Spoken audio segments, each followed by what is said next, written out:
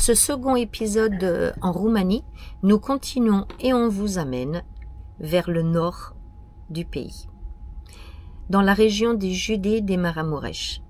C'est une région qui a gardé ses cultures et ses traditions. Durant ces 2 dernières semaines, nous avons parcouru beaucoup de kilomètres à travers le brouillard et la neige. Nous avons fait beaucoup de rencontres. Nous avons été très surpris par la gentillesse, par l'accueil et par le partage des gens de cette région.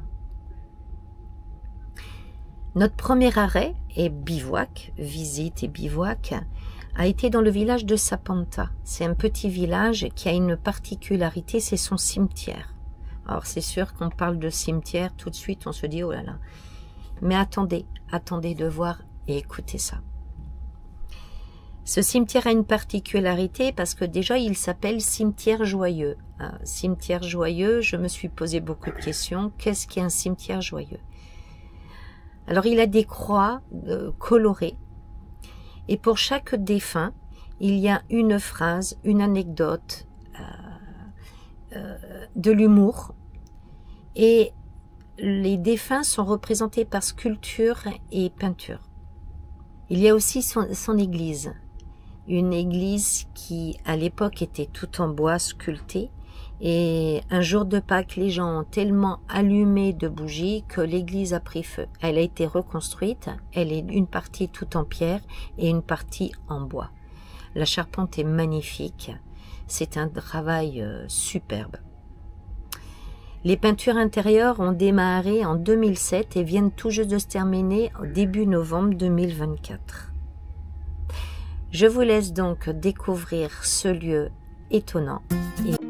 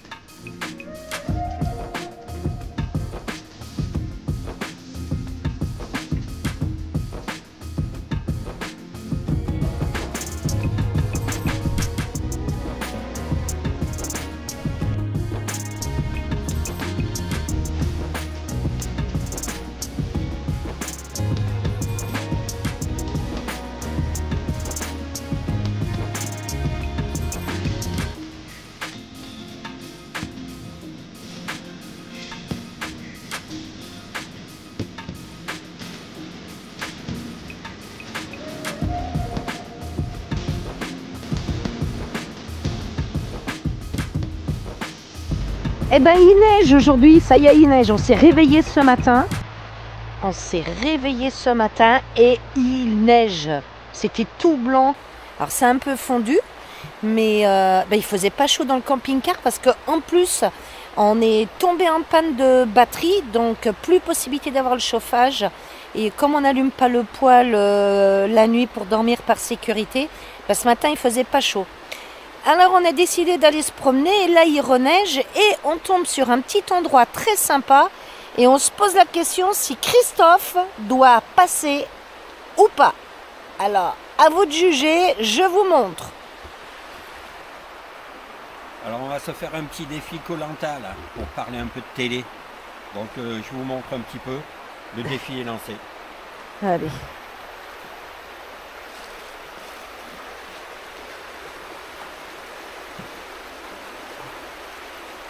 C'est chaud patate, hein.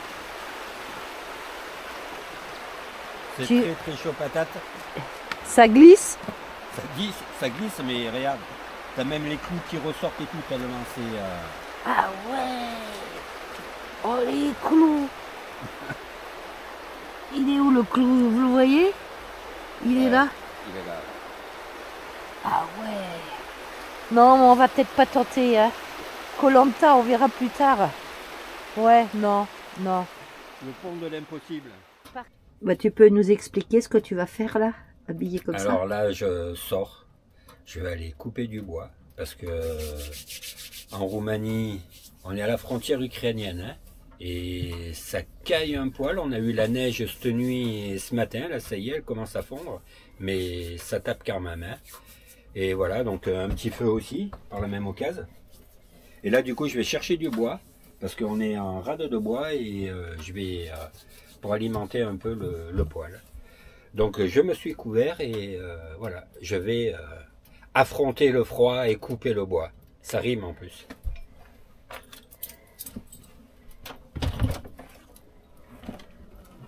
Voilà.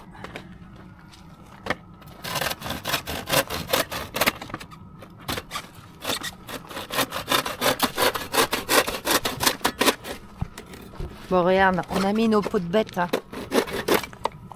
Ah ouais. On a mis les pots de bête. On a mis les pots de bête pour avoir bien chaud. Et on coupe du bois.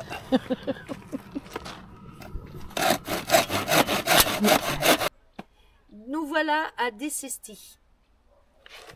Donc du coup, ce village qui a une particularité, c'est ces portails en bois. Ce sont des portails monstrueux et il y a une histoire par rapport à ça. Ça date entre le 10e et le 15e siècle et c'était destiné pour les fermes libres, qui étaient considérées libres, les barons et tous les gens riches qui étaient libres. Pour les serfs, il était interdit d'avoir ces portails sculptés. Ils avaient le droit juste à un portail simple avec un battant, sans décoration, sans sculpture. Pour aller chercher le bois à l'époque, il était impératif d'y aller un soir de pleine lune et de revenir avec le bois que le mardi ou le jeudi ou le samedi. À l'époque, c'était le jour où on avait le droit de manger un dessert. Quand le trou était fait pour pouvoir amener le poteau du portail, il y mettait de l'eau bénite, de l'argent et de l'encens. Et ensuite, le portail pouvait être construit. Ce qui s'est passé il n'y a pas très longtemps, c'est qu'il y a eu beaucoup de portails détruits par des chercheurs de trésors. Donc voici l'histoire du coup de Decesti et je vous laisse découvrir les portails.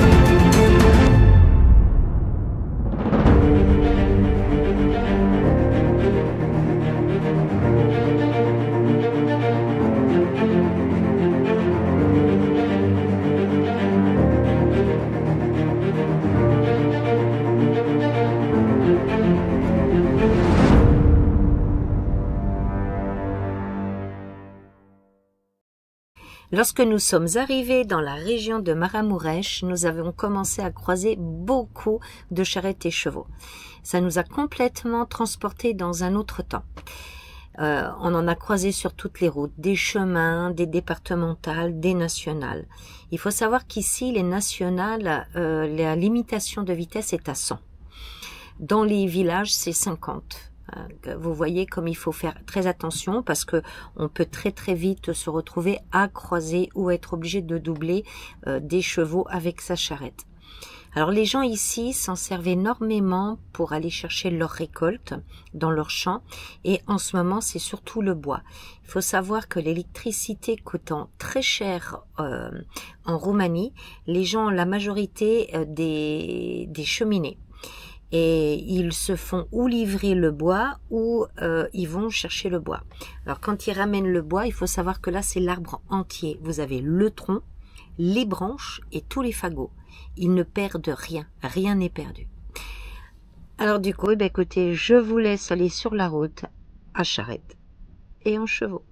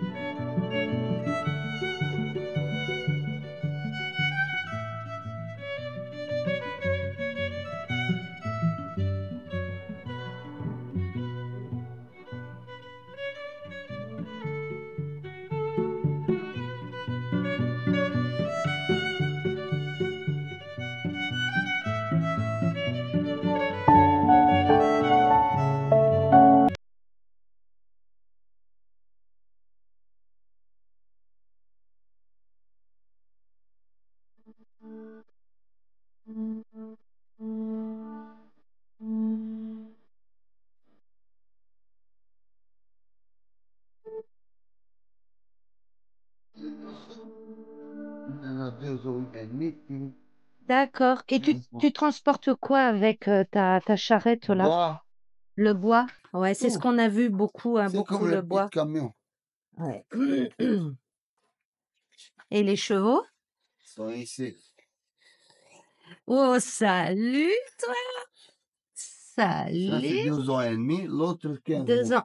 Ah oui, ils sont jeunes. C'est des chevaux de trait, hein, c'est ça? Ouais. Non, c'est Ils long. descendent. Donc, ils sont attachés au bout là-bas? Voilà. Pourquoi aussi long que ça, la C'est fourche? comme ça parce que regarde, Ah oui, les attaches, les les harnais. attaches là, oui. Ah oui, alors j'ai vu aussi les chevaux en Roumanie, ils ont ça. Est-ce que tu peux Ouais. nous expliquer ce que C'est la c'est? tradition. Ça, Oui, alors je me doute. Tu peux nous expliquer? Ça, c'est en France, ça c'est Roumanie. D'ac- Ça c'est spécial de Roumanie, ça. Ça, c'est un symbole qui s'érige. Il y en a comme ça. D'accord. Combien elle fait de longueur? De longueur, Oui, ça 4 mètres. La caisse Ouais. c'est de 4 mètres. 4 mètres. Et la fourche? 3 mètres 80. Putain, hein. Quand tu es sur la route avec ça. Oui.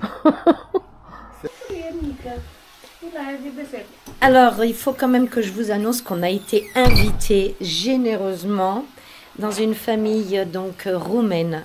Alors, le village, je ne saurais même pas où on s'est arrêté. Chiuiești. Chiu. Chiuiești. Et la spécialité en Roumanie, c'est de la viande panée. Donc voilà, avec des frites. Alors ça, je crois que c'est international, les frites. Oui, Hein? je crois que tout le monde aime. Et on Je a, sais pas si... Ouais. Et on a beaucoup de chance parce on a rencontré une famille qui a vécu pendant des années, 15 ans, hein, c'est ce que tu me Oui, disais. ouais. 15 ans en France et ils parlent très bien français, dont leurs 2 enfants. Oui. Voilà. Donc je vais vous les présenter, ou ils vont se présenter. Tu veux te présenter? Allez, vas-y. Je m'appelle Franck, Et tu as quel âge? 8 ans. 8 ans. Ah, attends, elle va revenir. Alors, il y a la grand-mère qui ne parle pas français, Non. mais elle peut se présenter. Spune, maman, je m'appelle Dominica. Je m'appelle Dominica. Ah, super. Tu vois, si je lui dis un peu, Tu vois? si je lui dis un peu, même si elle parle pas français, mais elle sait se Mais présenter. c'est bien. Et puis, il y a une amie de la fille qui s'appelle... Je m'appelle Luigi. Eh ben voilà. Et moi, je dois le faire en roumain. Oui, tu Allez. dois le faire en roman. Alors, Eu vas-y. mă numesc. Manumesc. Et comment tu t'appelles? Ah oui. Alors, Manumesc Sandrine. Sandrine. Voilà. Ah, et ensuite, Je m'appelle Antonia et j'ai 18 ans. voilà. Est-ce qu'il y a beaucoup de Français en Roumanie? Il n'y a pas beaucoup de Français en Roumanie. Tu sais pourquoi il n'y a pas beaucoup de Français en Non, Roumanie? Parce non. qu'ils ont un mal l'impression de Roumanie. Oui, tout à fait. Oui. C'est ce que je pense aussi. Oui, oui. Et c'est ce que je vais essayer de faire connaître la Roumanie à travers justement mes films pour montrer que on a un accueil incroyable. Je te le dis, Oui. tu vois, tu as vu, j'ai été bouleversée de l'accueil que j'ai eu tout à l'heure, mais tous les jours, on a un accueil. Nous, on a des gens qui viennent au camping-car, qui frappent et qui nous demandent la première chose, est-ce que vous avez besoin de quelque chose? De l'eau, de l'électricité. Et la deuxième chose qu'on nous demande, est-ce que vous avez mangé? Oui. Et ça, moi, en France, ça nous est jamais arrivé. Ça n'existe pas. Non, non, non. 10 Mais- ans en camping-car, il n'y a jamais personne qui est venu frapper À pour nous Maramureș, demander. à Maramureș, tu as 2 familles françaises Oui, qui ont changé la France pour la Roumanie et 5 familles allemandes d'accord. qui habitent ici, Bon, ils habitent à la campagne, ils font la campagne, tu vois. Oui. Il y a, je sais pas ça, peut-être c'est mon mari qui sache mieux. Il y a une Française qui est venue ici avec ses chevaux, Oui, tu vois, parce que il a dit il aime trop être en Roumanie et plus que Ah. être en France. ah mais nous on c'est- fait tout le nord, on fait justement la région de... À Maramureș, tu vas voir. On a fait Sapanta, on a fait Breb, on est allé à des Cestis, on Oui. a fait... et puis là on descend parce qu'on veut voir, et c'est une région magnifique, hein, Oui. Maramureș. Oui, c'est magnifique. Ah, c'est magnifique. Oui. Puis l'accueil, et puis les traditions. On sent les vraies traditions qui ne se sont pas perdues. Ouais. Les modes de foin, comment elles sont faites, les charrettes. Ben, merci de toutes tes explications. Parce que, du coup, j'espère qu'il y a beaucoup de monde qui regardera la vidéo et qui comprendront ce qu'est la Roumanie. Toute cette maison, elle est fabriquée à la main. À la main? À la main, tout. Tout à la main. C'est Numai ușa de că e făcută. magnifique. Ba nu, și ușa, de la mână e făcută. Bonjour.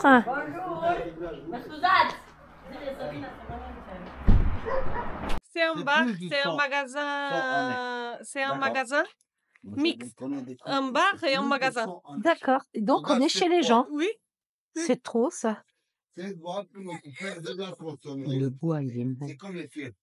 Plus dur. oui. C'est très très dur. ça.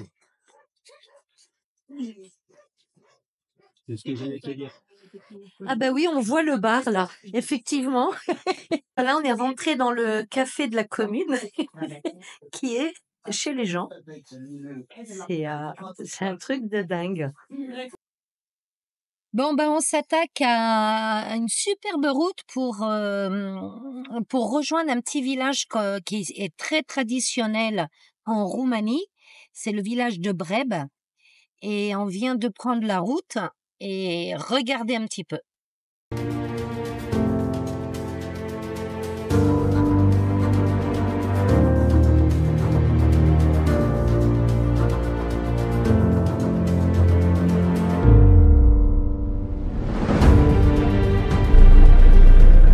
Alors nous nous sommes aventurés dans le village de Breb.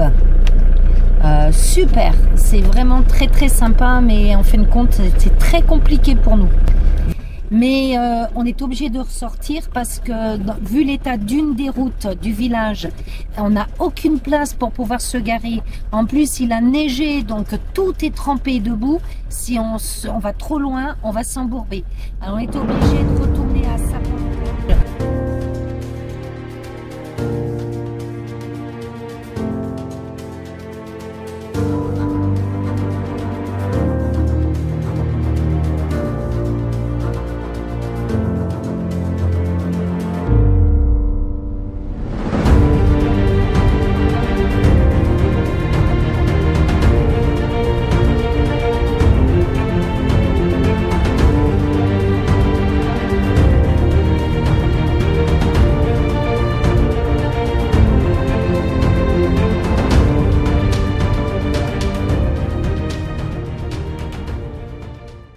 Nous espérons que vous avez aimé cette vidéo et à travers cette vidéo, autant que nous, la région de Maramureș.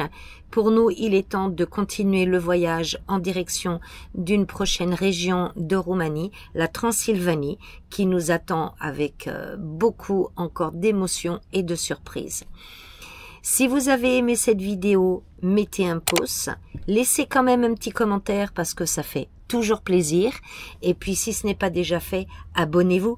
Ciao, à la semaine prochaine.